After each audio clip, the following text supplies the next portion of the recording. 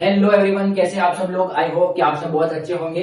और बहुत दिनों बाद में ये वीडियो बन रहा है हमारा रीट एल1 को लेकर के। तो आज की वीडियो में हम बात करने वाले हैं कि कैसा हुआ था मेरा पेपर और मैंने कितने क्वेश्चन अटेंड किए थे और कट ऑफ क्या रह सकती है, कटकटा के मेरे जो नंबर है वो कितने आ रहे हैं और फोर्थ ग्रेड में मेरा सिलेक्शन हुआ या नहीं हुआ, तो उसके बारे में इस वीडियो में बना रहा हूँ। और इन सब बिंदुओं पे हम इस वीडियो में बात करने वाले हैं, तो बने रहिए मेरे साथ वीडियो में। सबसे पहले हम बात करते हैं रीट एल1 के एग्जाम की। तो एग्जाम की ये बात करूं तो सबसे पहले तो हमें ये बहुत बड़ा 64 पेज का पेपर छपा दिया था हमें। मैं कहूंगा कि ये पेपर नहीं, ये तो हमें एक बुकलेट ही थी पूरी 64 पेज की पूरी, जो हमें दे दी आलोक राज जी ने कहा है। और इसका क्या कारण हो सकता है, राहुल जी बताएंगे। राहुल जी क्या कारण हो सकता है इसका? इसका कारण नरेंद्र मोदी है। हाँ, ये कारण जरूर हो सकता है इसका। और इतनी बड़ी बुकलेट जो है हमें छपा दी थी, और करे तो करे क्या, इसमें से इसको पढ़ने में ही जो है वो पूरा टाइम चला जा रहा था। इसमें से हमें तो पढ़ के आंसर भी निकालने थे और ओएमआर भी भरनी थी। कई जनों के तो ओएमआर भरनी ही बाकी रहेगी, जो ये ऑप्शन था वो ये ऑप्शन भर ही नहीं पाए। और फिर हम बात करते हैं कि मेरे कितने क्वेश्चन मैंने अटेंड किए थे, क्या था। तो मैंने जो इसमें है 119 क्वेश्चन अटेंड किए थे। लेकिन पेपर देखते ही तो सबसे पहले मुझे लगा, क्या लगा राहुल जी? खत्म। हाँ, सबसे पहले तो मुझे यही लगा कि खत्म है सब कुछ। लेकिन फिर फाइनली अपने आप को संभाला मैंने और धीरे धीरे क्वेश्चन को समझा और अटेंड करने लगा। फिर अटेंड करने के बाद में मैंने बाद में जब गिने तो इसमें मैंने 119 क्वेश्चन जो है वो लास्ट में अटेम्प्ट किए। और इसमें से बहुत सारे क्वेश्चन जो है वो आ तो रहे थे, लेकिन टाइम नहीं मैनेज होने की वजह से बहुत से रह भी गए, जिनमें ये ऑप्शन भरना पड़ा। उसके बाद में बहुत सारे क्वेश्चन आते हुए भी फटाफट जल्दीबाजी करने के चक्कर में वो भी गलत हो गए थे। तो ऐसे कट कटा के सब हो रहे हैं। और अब हम आंसर की बात करें तो आंसर की जो है वो कोई बता रहा है कि ए ऑप्शन राइट है, कोई बता रहा है कि बी राइट है, कोई कह रहा है ए सही है बी गलत है, कोई कहता है इसकी व्याख्या कर रहा है, कोई कहता है व्याख्या नहीं कर रहा है। अब आंसर की चेक करें तो करे क्या। हर बार एग्जाम होते ही हमारा आंसर की लेके आ जाते हैं कि सबसे फटाफट हमारी आंसर की। इस बार एग्जाम होने के बाद में 3 घंटे तक कोई अपनी आंसर की लेके नहीं आ रहा था। 3 घंटे छोड़ो, एक दिन तक किसी ने आंसर की नहीं बताई कि ये आंसर की है फाइनल के, ये आंसर होगा आंसर होगा। सब मास्टर समाज में पूरा डर का माहौल छा गया था। और फाइनली फिर आंसर क्या धीरे धीरे धीरे आने लगी। अब उनमें भी है, कोई तो सही मान रहा है, कोई गलत मान रहा है, अभी कोई कंफर्म है नहीं।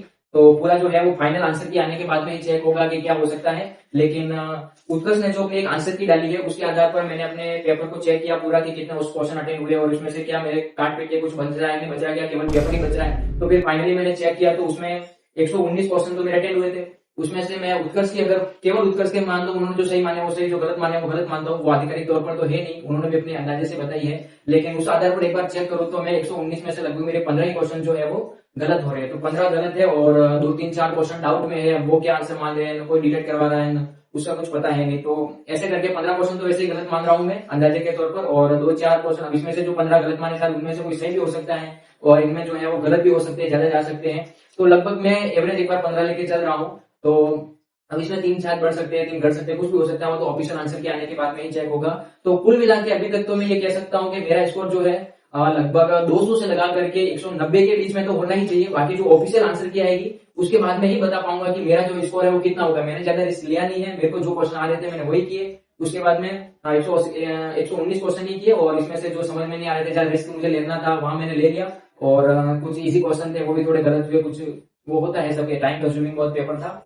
और कट ऑफ की बात की जाए तो आप सब कह रहे थे कट ऑफ तो कट ऑफ का कोई अंदाजा नहीं लगाया जा सकता। अच्छी अच्छी तैयारी करने वाले जो बच्चे थे वो कह रहे हैं कि हम टाइम मैनेज नहीं कर पाए, लास्ट में हमारा ये ऑप्शन बनना रह गया। कोई कह रहा है कि मैंने जल्दबाजी के चक्कर में बहुत सारे क्वेश्चन गलत कर दिए। किसी को लगा कि पेपर बहुत हार्ड आया तो उसने अटेंड ही नहीं किए, बहुत कम अटेंड कर लिए। कोई कह रहा है कि मैंने ये ऑप्शन नहीं भरा। अब तो इसमें कुछ कहा ही नहीं जा सकता कि कट ऑफ कितनी जाएगी, क्या जाएगी, अब क्या कह सकते हैं कट ऑफ के बारे में। लेकिन अपने जो गणपत सर है बाड़मेर वाले, संकल्प पॉइंट बाड़मेर, वो बता रहे थे कि अगर 90 से 95 क्वेश्चन के आसपास जिनके राइट हो रहे हैं तो वो अपने आप को मतलब सेफ मान सकते हैं। लेकिन अब फाइनल आंसर की आए उसके बाद ही पता चले कि वास्तविक स्कोर क्या है। वास्तविक में 200 से लगा करके 90 तक है भी या और पीछे जा रहा है, कोई अंदाजा है नहीं इसका। मैं एक अंदाज के तौर पे आपको बता रहा हूँ। और अब हम बात करते हैं कि फोर्थ ग्रेड एग्जाम की। तो फोर्थ ग्रेड एग्जाम का रिजल्ट आ चुका है और आपको बताते हुए अर्थ होगा कि मेरा दुगुना में तो चयन हो गया है। मैं वैसे टीएसपी जनरल से हूँ और टीएसपी जनरल की मेरी डी है 116 और मेरे जो नंबर है वो आए हैं 122 नंबर। तो मेरा वैसे तो डीबी के लिए तो हो रहा है, लेकिन अभी फाइनल सिलेक्शन होगा ही नहीं होगा। तो वो तो वैसे भी मेरा बी प्लान था,